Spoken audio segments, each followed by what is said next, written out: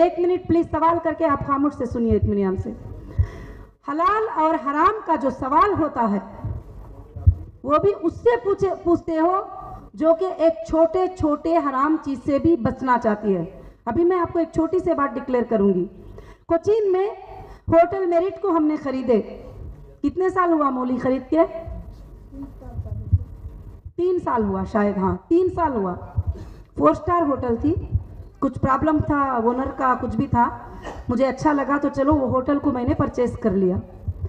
3 साल से वो होटल मैं इसलिए नहीं ओपन कर रही हूँ कि उसमें से मुझे लाइसेंस में से बार को और शराब की बात को हटाना है, इसलिए मैंने वो होटल को बंद रखा है 3 साल से। हालांकि करोड़ों की कमाई उसके अंदर हो सकती थी, मगर मैंने नहीं ओपन किया।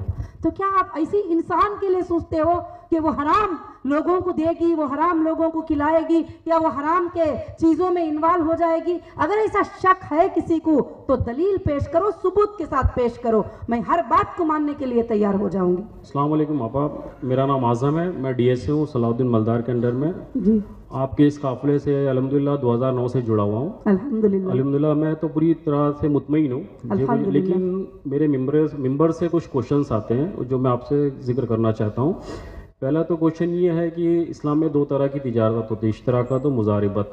जी। तो मुजारिबत, क्योंकि हम ये कहते हैं कि हमारी जो तिजारत है वो मुजारिबत के बिना पे होती है जी। तो मुजारिबत में क्वेश्चन ये आता है कि जो सरमाया लगाया रहता है अकॉर्डिंग टू शरिया लॉस उस पर होता है, यानी मेंबर्स के ऊपर अगर कोई खुदा न खास्ता अगर लॉस होता है तो मेंबर्स पे लॉस होता है। जी। तो कुछ स्कीम ऐसी है जैसे हमारी फूडेक्स पे है 30 और 40 की स्कीम, अपनी रेगुलर्स में 60 और 40 की है, और फूडेक्स में 50 और 50 की है, और टेक्सटाइल में 30 और 70। तो क्वेश्चन ऐसा है कि ये जो तकसीम है ये किस बुनियाद पर, मतलब अकॉर्डिंग टू शरिया लॉ किस बुनियाद पर है मुजारिबत? ये बुनियाद तो आपके पास अग्रीमेंट में ही है, और आपके पास जो पेपर है उसमें कहा जाता है कि जो भी हमारा बेनिफिट होगा उसके अंदर जो है कंपनी 60 लेगी और आपको 40 देगी, कंपनी 50 लेगी और आपको 50 देगी, उसी बुनियाद के ऊपर आपका होता है। और किसने कहा है कि लास्ट में आपको हिस्सा नहीं है? अल्लाह ना करे, अल्लाह अगर बरकतें दे रहे हो तो तुम लाश का इंतजार कर रहे हो, तो फिर लाश आएगा तो लाश भी उठाना ही पड़ेगा, उस पर सिग्नेचर है हर कस्टमर का, साइन है हर कस्टमर का कि तुम प्रॉफिट और लॉस में दोनों में भी हिस्सेदार हो करके।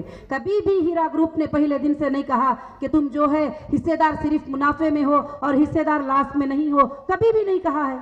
ठीक है, दूसरा एक क्वेश्चन। तो जब वहां पर बात ही क्लियर हो गई, बात ही डिक्लेयर हो गई, अगर अल्लाह आपको आप क़यामत के सुबह तक फायदा देना चाहे तो तुम क्यों लॉस की तरफ जाना चाहते हो, लॉस क्यों मांगना चाहते हो?